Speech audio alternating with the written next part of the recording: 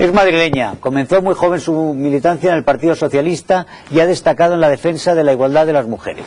Su vocación política y su experiencia en temas internacionales la llevaron al Parlamento Europeo. Allí estuvo casi una década trabajando como eurodiputada.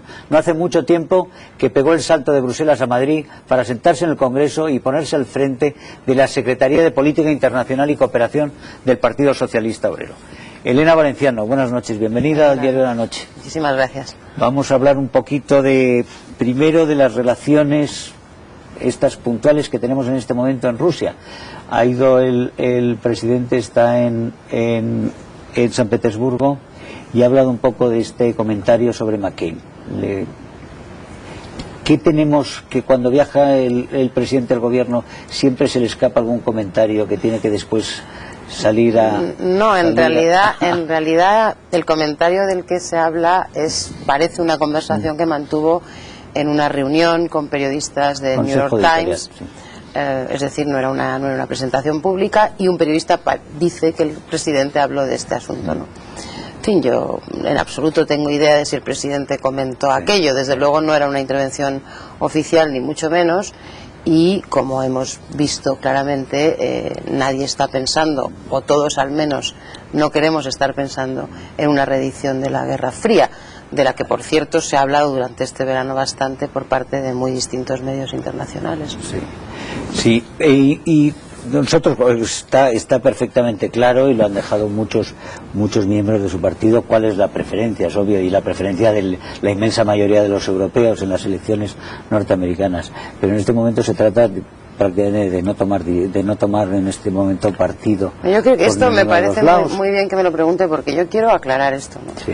Y nosotros, como Partido Socialista, digo, no estoy hablando del gobierno, nosotros como Partido Socialista, por supuesto, faltaría más, respetamos absolutamente la decisión que vayan a tomar los norteamericanos, esto es evidente.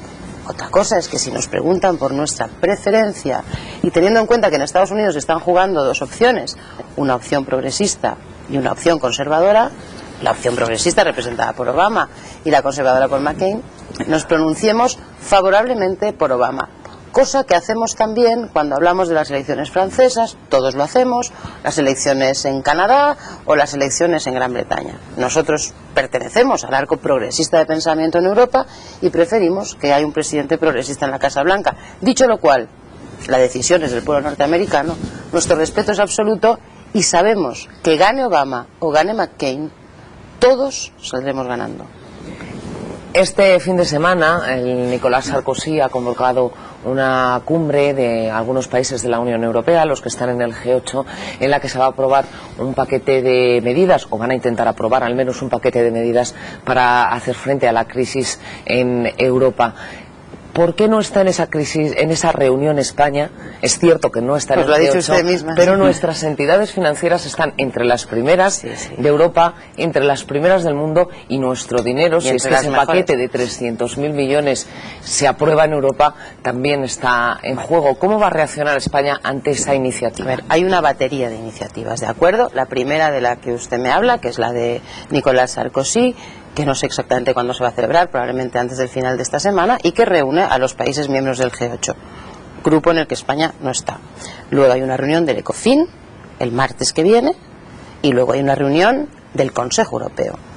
En todas esas reuniones que pertenecen al ámbito de la intervención de los gobiernos y de la Unión en lo que pueden ser medidas que mejoren la situación económica, España va a estar en todas, excepto en la del G8. ¿Por qué? Porque España no es miembro del G8. Pero si ahí Alemania y Francia llegan a un acuerdo, va a ser difícil que otros países directamente interesados como nosotros podamos rematar. Pero yo creo que nosotros trabajamos en el ámbito comunitario, somos 27, y en ese ámbito es en el que hay que tomar las decisiones que competen al ámbito comunitario. Que el G8 va a hacer un planteamiento que luego va a ser recogido por el ECOFIN o por el propio Consejo Europeo, puede ser, pero en este momento lo que está planteado es que nosotros aportamos nuestras soluciones, nuestras reflexiones en el ámbito comunitario, que es donde se reúnen los ministros de Economía de la Unión Europea. Nos vamos a otra esquina del mundo. Mario Vargas Llosa ha hablado del peligro de realmente que Morales está machacando, ha dicho literalmente machacando a su país, y desde luego que Chávez, con su deriva autoritaria y caudillista, dice está llevando a Venezuela prácticamente a una dictadura. Tenemos unos pasos también muy concretos de centralidad y de un proceso también peligroso en el Ecuador de Correa. ¿Cuál es su postura? Porque ustedes han mantenido una relación muy estrecha con todos ellos, aunque después en la segunda parte de la legislatura pasada quizás se retiraron un poco. ¿Cuál es su postura ante esos procesos de endurecimiento en esos países? Defendemos el sistema democrático de todos los países que apuestan por ese sistema. Y respetamos las decisiones que se toman democráticamente. Una cosa es eso y otra cosa es avalar cualquiera de las intervenciones políticas o acciones de distintos gobiernos latinoamericanos. Nosotros estamos casi obligados a llevarnos bien con algunos gobiernos que usted ha mencionado, entre otras cosas porque España como país tiene intereses importantísimos precisamente en esos países. Nosotros somos favorables a un sistema plural y democrático con garantía de libertades y de derechos humanos en cualquier país del mundo. Nosotros creemos que son muy distintos los procesos de los que usted habla, ¿no? Venezuela, por ejemplo, es un país en el que existe libertad de prensa, aunque hay una parte del gobierno de Chávez cada vez menos, que la está persiguiendo, y nosotros eso desde luego lo hemos criticado. Lo de Bolivia es algo muchísimo más complejo, donde afirmar que el presidente Morales está machacando el país es un poco simple si no se acompaña de cuál está siendo la actitud también de algunos gobernadores de ese mismo país que están intentando, que si lo estuvieran intentando aquí en España a todos nos parecería mal, porque están haciendo algo que no está recogido en este momento dentro de su legalidad.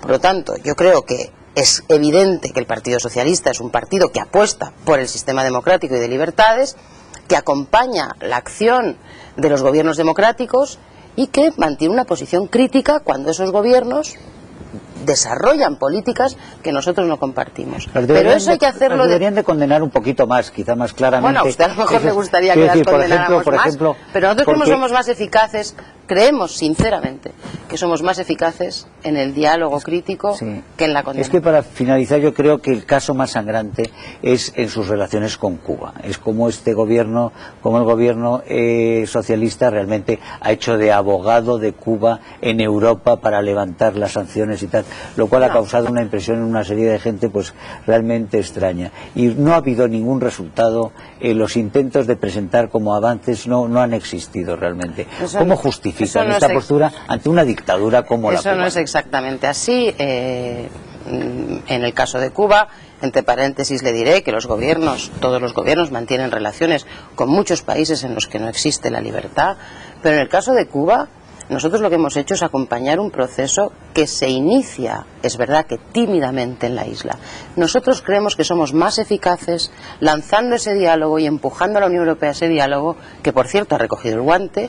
En los próximos días se verá cómo se firma un acuerdo de cooperación entre la Unión Europea y Cuba, porque hemos convencido, creo, a muchos de los socios de la Unión Europea que era más eficaz este trabajo que el trabajo del bloqueo, porque con el bloqueo no hemos conseguido nada. De algo que no tiene visos de tener ninguna realidad. Sí los tiene. Primero sí se han producido algunos avances. Si no fuera así, la Unión Europea no hubiera seguido esta misma actitud. Sí se han producido avances. Todos quisiéramos que esos avances fueran más rápidos y todos quisiéramos obtener resultados inmediatamente. Cada país tiene su proceso. Nosotros creemos que España debe estar cerca del proceso de apertura que sin duda se va a producir en Cuba, y creemos que somos, insisto, mejores, diplomáticamente mejores, hablando que cerrando las puertas. No sé si al final los cubanos que sufren las libertades, a ver si nos van a echar en cara realmente nuestra condescendencia hacia la dictadura. Yo estoy segura que y hacia la tiranía, que agradecen el trabajo del mayoría gobierno español. De los silenciosos quizás nos lo reprochen. Y usted y lo que podemos hacer es analizar esa situación dentro de unos meses para ver si efectivamente podemos ofrecer algún resultado más tangible, porque resultados habrá. Sí, pues muchísimas gracias. A usted, encantada. Muchísimas gracias y bienvenida. Gracias. Avalancha de inmigrantes en las Islas Canarias, 330 en Venezuela.